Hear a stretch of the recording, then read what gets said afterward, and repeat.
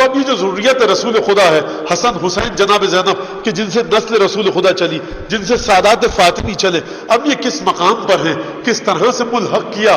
دیکھیے دو باتیں بتاؤں گا آپ کو. ایک سوال تو میں نے آپ کے سامنے کہا تھا، پیش کیا تھا، وہ کیا پیش کیا تھا؟ وَاصْبِرْ نَفْسَكَ مَعَ الَّذِينَ يَدْعُونَ رَبَّهُم بِالْغَدَاوَةِ وَالْعَشِيِّ يُرِيدُونَ وَجْهَهُ کہ حبیب ڈٹ کر جمے رہو ان لوگوں کے ساتھ کہ جو ہمارا ذکر صبح شام مسلسل کرتے رہتے ہیں. تو یہ حبیب کس کے ساتھ ڈٹ کر رہے؟ وَلَا تَعْدُ عَيْنَاكَ، اور دیکھو ان سے ہٹ کر کسی اور کی طرف نہیں دیکھنا.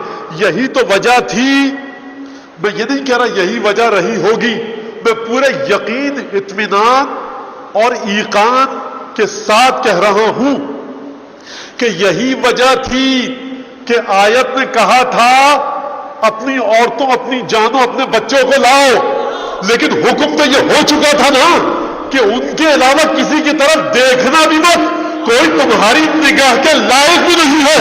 اگر نگاہ رسالت کے لائق ہے، یا فاطمہ ہے، یا حسن ہے، یا حسین ہے، یا علی ہے، کیوں لے کر آنا؟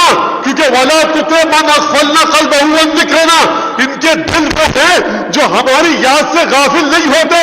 نہ ان کے شجرے میں کبھی بدکار لوگ رہے، معتد بعد ذالک زنیم، نہ گھٹیا قسم کا شجرہ ہے، نہ ان کی زبانیں نجس ہیں، نہ ان کے دل نجس ہیں.